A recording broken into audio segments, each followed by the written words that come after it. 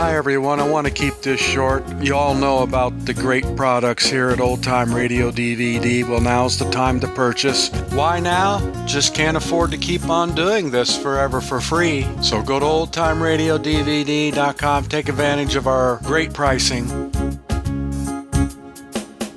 NBC presents Short Story. Tonight, Sherwood Anderson.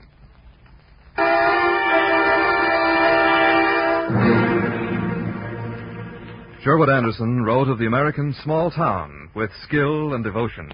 His book, Winesburg, Ohio, is a classic of its kind. He wrote also of boyhood, of the most deeply felt emotions of adolescence at the moment of their disenchantment. Tonight, two stories of an American boy and how, for him, the world became a little less shining. The stories, I Want to Know Why, and I'm a Fool. But first, a brief message from the United States Marine Corps. Born of necessity, forged by experience, shaped by destiny. That is the United States Marine Corps. Since 1775, when the original company of Continental Marines was organized in Philadelphia, the Marines have stood ready to defend their country's honor. Actually, the history of America is the history of the Marine Corps. For as our flag traveled around the globe in defense of freedom, the Marines were on hand to help ensure that freedom. Down through the years, the motto Semper Fidelis, always faithful, has become a lasting creed. To the Marine, it's more than a motto. It's a way of life. For the Marine is proud of his Corps, proud of its glorious achievements, proud of its great traditions. And that's why each Marine has such tremendous confidence in himself and in his Corps. And that's why the American people have come to have such confidence in their United States Marines. And now, the Sherwood Anderson short stories, I Want to Know Why, and I'm a Fool.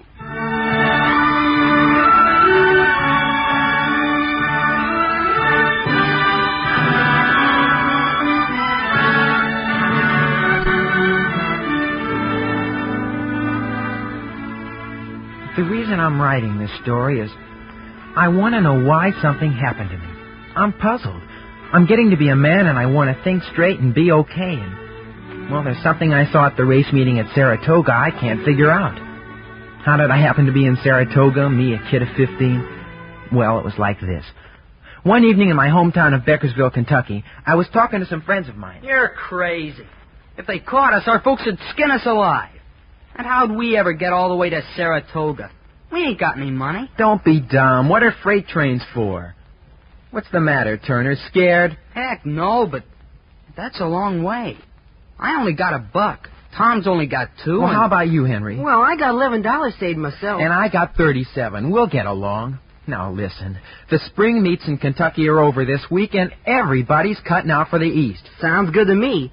This old town's plenty dead when the races are over. I'm for following the fun where it goes. There, you see what Henry says? Boy, just wait till you get to Saratoga. They've got the prettiest horseflesh in the world up there. That's what they say anyway. Yes, sir.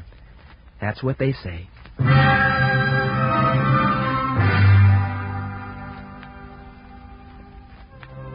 You see, I can't help it. I'm crazy about thoroughbred horses. I've always been that way.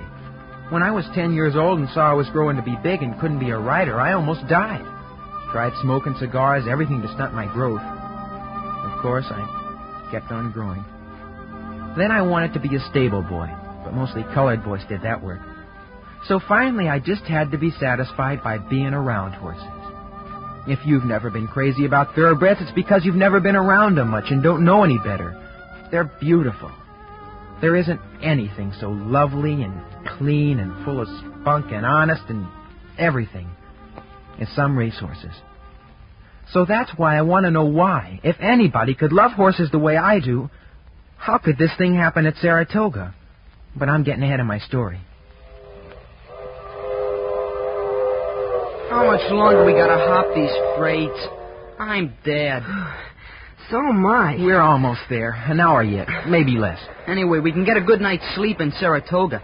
Bildad can put us up and give us a feed of fried chicken besides. Bildad in Saratoga? Why didn't you say so before? Oh, what good would it have done? Sure, Bildad's there. If there's a horse race, you'll always find that old stable boy. I wish I was Bildad. You're crazy. Yeah, I wish I was Bildad. He's lucky. He can follow the tracks. Maybe it's a foolish thing to say, but that's the way I am about being around horses. Just crazy. I can't help it. Now, you boys ain't going to quit on old Bildad now, is you? Take another glass of milk, son. Oh, we're busting, Bildad. What a mess of food. Another plate of chicken wings and legs over there. I don't want to see it go to waste now, so... it's coming out of our ears, Bildad. Well, I expect you boys want to turn in then. You'll come a mighty far piece. All the way from Kentucky to New York. Ah, you said it. Where do we hit the hay? I expect you'll be doing just that. Yes, sir. There's a loft a couple of sheds down the way there. Just pull the hay over you and you'll see just fine. Bildad, you won't squeal on us, will you? Squeal? Squeal on you?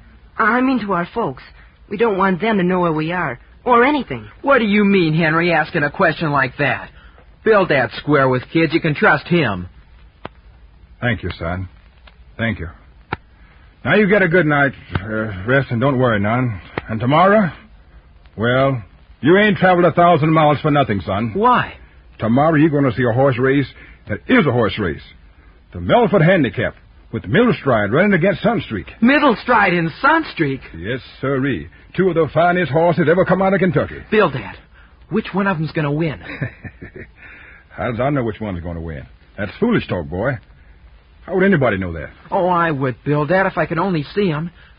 Bildad, do you think you could get us into the paddock tomorrow so I could just see him before they run? Son, you'd better not do that. Mr. Jerry Tilford, Sunstreak's trainer, he's a back-home boy. If he sees you, he'll know you done run away, and he'll send you right back to Beckersville. Well, maybe he won't see me. And I can't help it, Bildad. I've just got to see those horses tomorrow.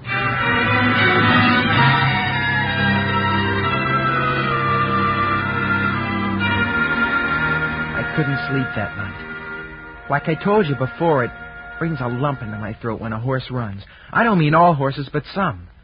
I can pick 'em every time. It's in my blood. I can tell a winner. If my throat burns and it's hard for me to swallow, then I know that's him, a winner. And both these horses were the kind that make my throat hurt. Sunstreak or Middlestride? I just had to know the answer.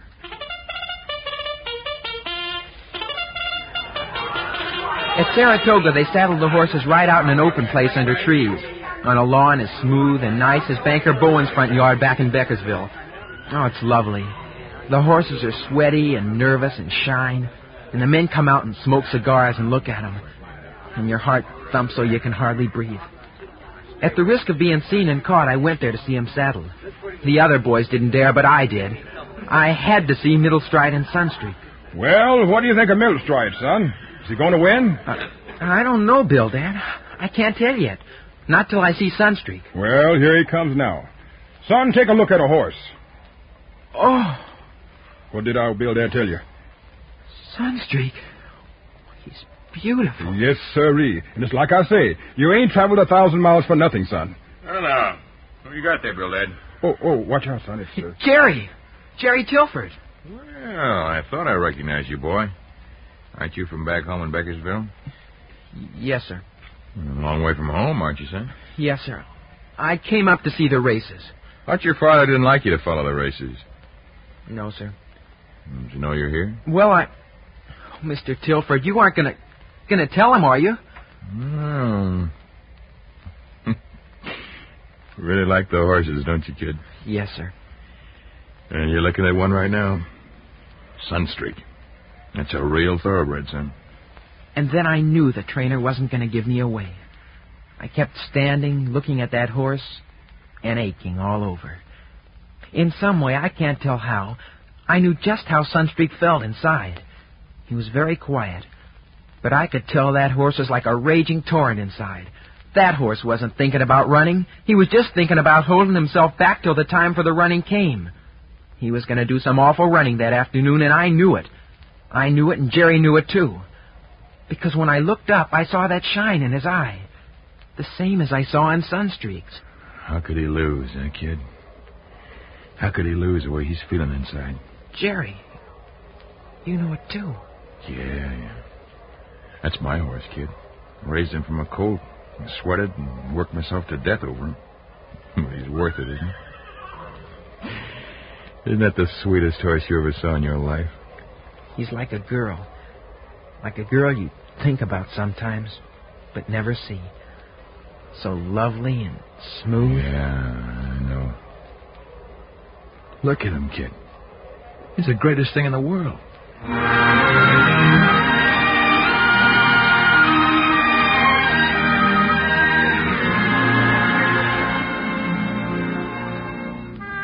Nobody ever felt the way we did at that moment. Jerry and Sunstreak and me. That's all there was. There was nothing better in the whole wide world.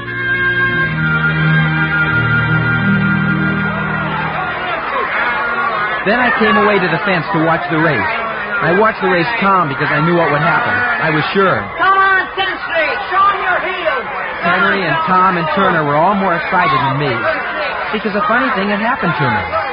All through the race, I was thinking about Jerry Tilford and how happy he was. I liked him that afternoon even more than I liked my father. I knew that for him it was like a mother seeing her child do something brave or wonderful.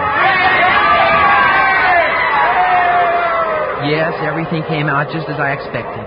Sunstreak busted the world's record for a mile. I've seen that if I've never seen anything.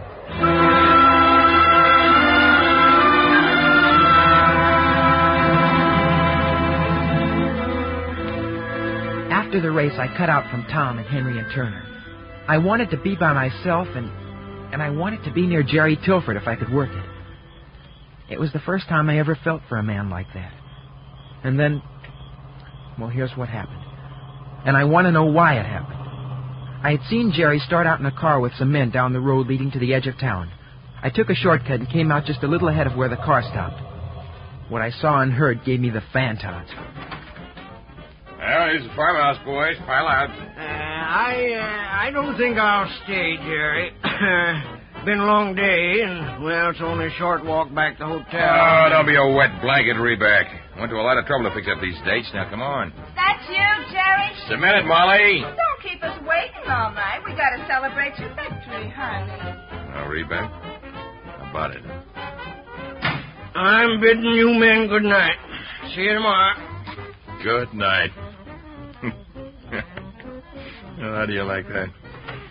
All right, what are we waiting for? Those women on the porch of that house were all ugly, mean-looking women. They were homely, too, except one who was tall and looked a little like Middlestride, but not clean like him, but with a hard, ugly mouth.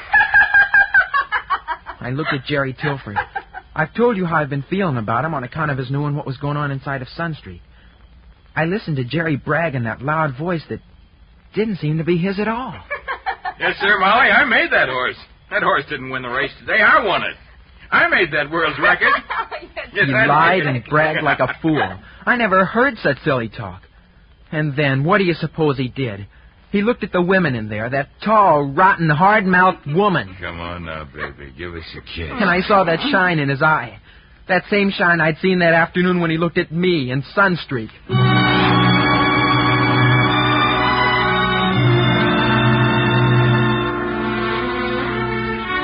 And all of a sudden, I began to hate that man. I wanted to scream and rush in the porch and kill him. I was so mad clean through that I cried, and my fists were doubled up so my fingernails cut my hands. But Jerry's eyes kept shining.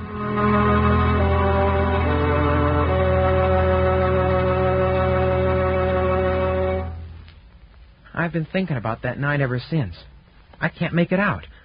I'm 16 now and go to the tracks every chance I can, same as before. But things are different. At the tracks, the air don't taste as good or smell as good.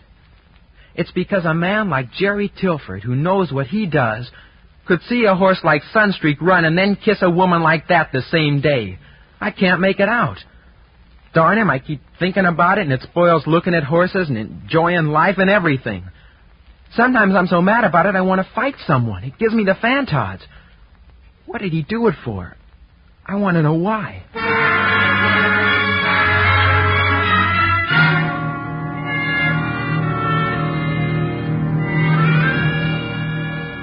I was 19 before I got over my disillusionment about Jerry. That was when I fell in love with the most wonderful girl in the world. But that got all mixed up, too. I'm a fool. It all started with a conversation I had with my mother. Your father and I have been very patient with you, son. But you're a man now, and you've got to do a man's work. I know what you're going to say, Mom. I want you to promise me you'll give up racehorses. You don't know what you're asking me to do. Horses are all I know. Yes, that's been your education. Stable boys, roustabouts, gamblers, goodness knows what all. They've been your companions. Promise me you'll say goodbye to all that. You'll break my heart, that's what you'll do. Okay, Mom. All right, I promise. No more racehorses.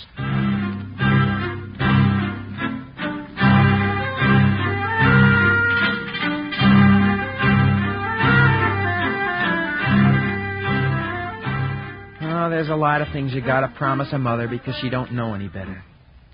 Well, anyhow, I saw that I had to get out of town so's her eye wouldn't be on me all the time, and so's I wouldn't break her heart.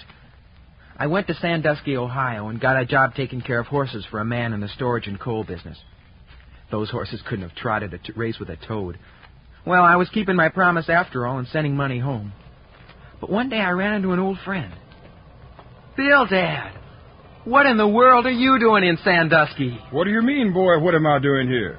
The fall races, son. The fall racing season's done begun. Yeah, of course. Now, don't tell me you just thought of that, son. As a matter of fact, I hadn't given it a thought till just this minute, Bildad. Hey, you was going to be at tomorrow when the first race is run. Sure you is. Just like old times. Tomorrow, huh? If that's my day off, I might. I've sworn off, but... My. You sure have grown up, ain't you? You'll be a dude at the track, boy. A regular dude. The next day, I drew my $40, dressed in my good clothes and brown derby hat, and prepared to put on the dog. I strolled into the West House, the big hotel, and stopped by the tobacco counter. Yeah, what's yours? Give me 3 25-cent cigars. Yes, sir. Right from Havana. Here you are, sir. Oh, and one more thing. Where's the tavern room? You're practically falling into it, son. Right at your elbow. Oh, thank you very much. There was a big crowd of horsemen and strangers and dressed-up people milling through the tavern room. I fought my way to a place beside a fellow with a cane and a Windsor tie. I like a man to be a man and dress up, but not to put on that kind of airs. I nudged him aside. I beg your pardon? Yeah? What for? What's yours, son? Some of that on the second shelf. Eh? How you have it? Water or neat? Neat, of course. That's pretty strong stuff, my friend. Another one. Neat. Without water. Going to races, son? Well, aren't we all? Oh, excuse me, my hack is waiting. Don't want to miss the first race.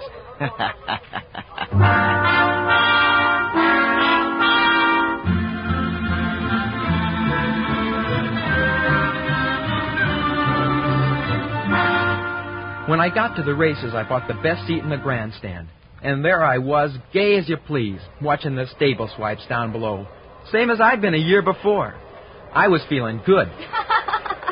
Well, right in front of me in the grandstand that day was a fellow with a couple of girls about my age. And one of the girls was the prettiest girl I've ever seen in all my life. What are you laughing at, Lucy? Oh, you just seem so positive about winning on that horse, Wilbur. You're so funny when you get serious. You're a fine sister. I think you'd back me up. Eleanor does. Well, Eleanor's stuck on you. I'm not. Don't say things like that. You're making her blush. Eleanor, where are you going? Eleanor! Now you've chased her away. Oh, she'll be back. Maybe she's going to place a bet herself on your About Ben Adheim. Abu Ben Adam is the correct name of that horse. Abu Ben Adam, may his tribe increase. That one? What a dumb name for a horse. I couldn't keep still any longer. She was the most irresistible girl I've ever seen, and she was this boy's sister. And Lucy's brother was about to lose his money on a horse I knew something about. Well, I couldn't let that happen. I said, I beg your pardon. What? Abu Ben Adam is a fine horse, all right. He's sure to win. But you've got to bet him right. Yeah? How do you mean? Got a hot tip or something? Hot tip? Well, I like that. I happen to know that horse very well. You do? How come? He's probably the son of the owner of Abu Ben Adam.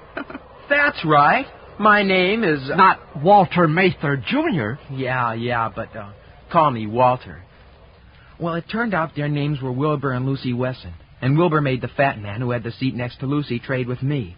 And before you could say Jack Robinson, we were talking along like very old friends. But wait a minute, Walter. You said just now I could win on that horse if I knew how to bet him. Oh, sure. Don't bet a cent on this first heat because he'll go like an oxen hitched to a plow.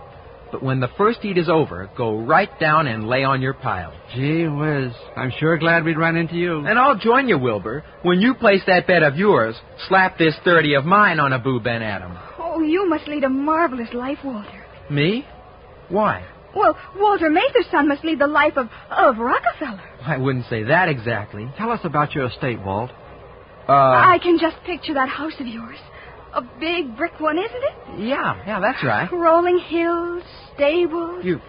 You must have seen it. Yes, we did once, from a distance, but not up close. Oh, you must come and visit us. Oh, really? Could we? Anytime, of course. Oh, gee. They're about to begin. Look. I was glad to look away because of what I drunk in the tavern. What I wouldn't have given for a stick of chewing gum or a lozenge or some licorice, or almost anything to kill my breath. But Lucy didn't seem to notice. She was too nice and too well-bred.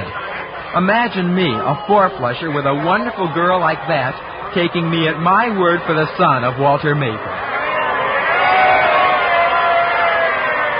Why, you were right, Walter. Huh? That horse went off his stride in the first heat, just like you said he would.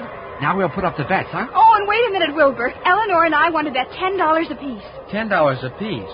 Well, now, you don't want to take a chance like that. We don't want to miss a chance like this. And we've got the inside word on who's going to win from the horse's mouth itself. Oh, I don't mean you, Walter. I felt sick. I tell you, I felt sick. But I was to get sicker later.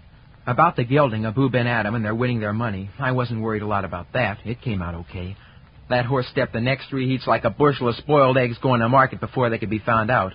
And Wilbur Weston and the girls got 9-2 for their money. Now, there was something else eating at me. Well, now that we've won all this money, the four of us are going out together, and I'm going to spend a little on our good friend, Walter Mather. Well, I don't know. Oh, of course you're going to be our guest. We'll hire a hack from here, go to the hotel, have champagne, dinner, and dance. How can you refuse, Walter?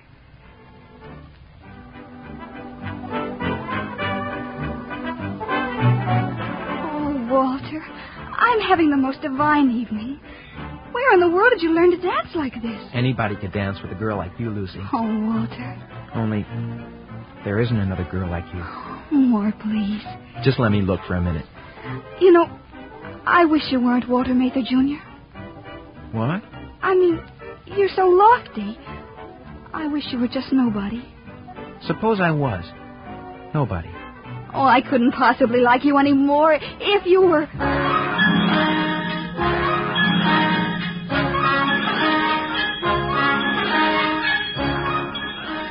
There was my chance to square myself. Lucy didn't really care who I was. There's the kind of a girl you see just once in your life, and if you don't get busy and make hay, then you're gone for good and all, and you might as well go jump off a bridge. They give you a look from inside of them somewhere, and it ain't no vamping, and what it means is you want that girl to be your wife, and you want nice things around her like flowers and swell clothes, and you want her to have the kids you're going to have. You want good music played, and no ragtime, and... Oh, gee whiz. But somehow I couldn't tell her, just then.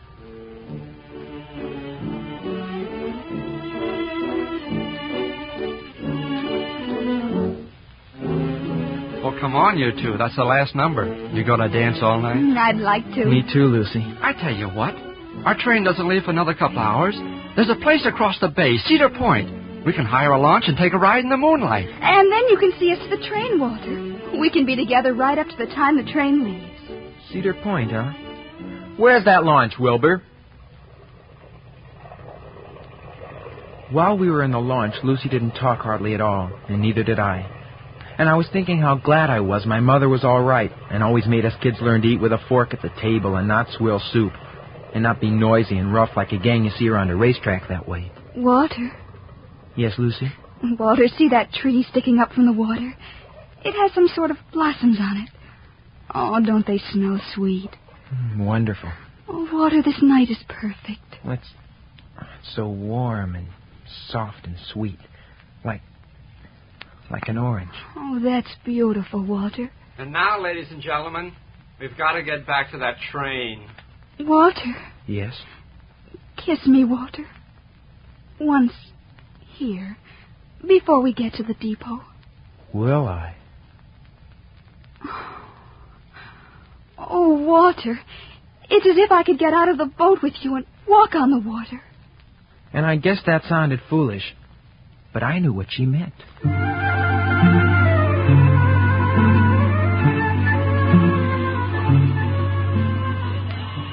And then quick we were at the depot, and there was a big gang of yaps, the kind that goes to fairs, and crowding and milling around like cattle.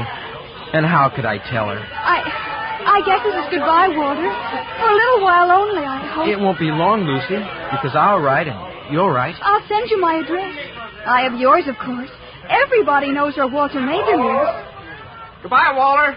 Come on, Lucy. The train's leaving. Lucy, wait a minute. I've got to tell you something. Save it for a letter. Goodbye, Walter, until we meet. Lucy, where can I write you? I don't know. You've got to tell me. Lucy!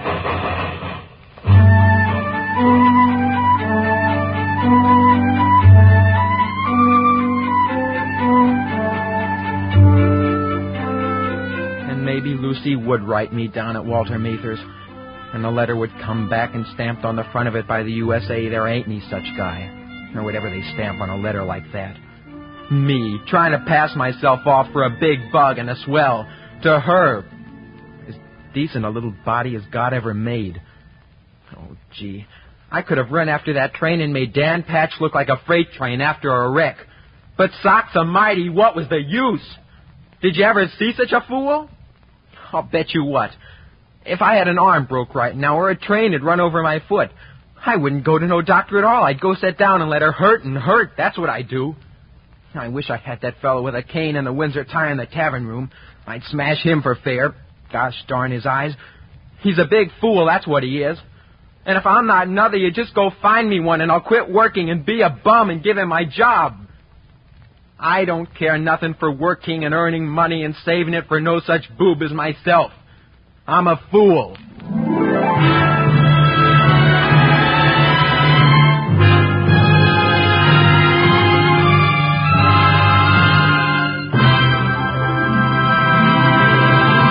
Want to know why? And I'm a fool. Two short stories by Sherwood Anderson, adapted for radio by William Hodap. In tonight's cast, the boy was Jerry Farber. Turner was Michael Miller. Henry was Joel Nestler. Bildad was Felix Nelson. Jerry was Lamont Johnson. Mr. Reback was Junius Matthews. A woman was Ann Diamond. The mother was Gloria Ann Simpson. A man, Robert O'Connor. Wilbur was Charles Smith. Lucy was Gloria Grant. Your announcer, Don Stanley. The director of NBC Presents Short Story is Andrew C. Love.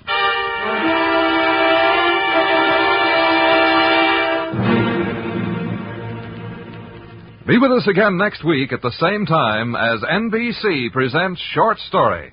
On that occasion, a short story of the dark world of the insane and of several people who tried to bring light into it. The story, Keys by H.D. Boylston. That's a week from tonight. And in the meantime, bear in mind this message from the United States Marine Corps. The United States Marine Corps is considered by many to be the finest military organization in the world. This reputation is based on three principal elements. The first is training, thorough training in the newest military techniques. The second is teamwork. On land, sea, and in the air, Marines operate as a team. And finally, a most important factor, esprit de corps, the loyalty Marines feel for each other and the pride of service for which they are world famous. And a natural outgrowth of pride is confidence. When men have confidence in themselves, their comrades, and their leaders, they become welded into an unbeatable team. Training, teamwork, and pride of outfit. These are the vital ingredients of any outstanding military organization. And they are the foundations upon which the United States Marines have built their long and glorious record.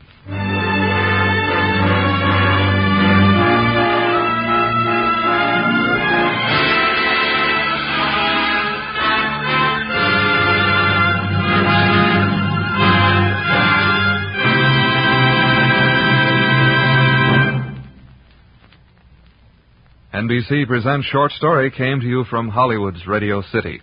This is NBC, the National Broadcasting Company.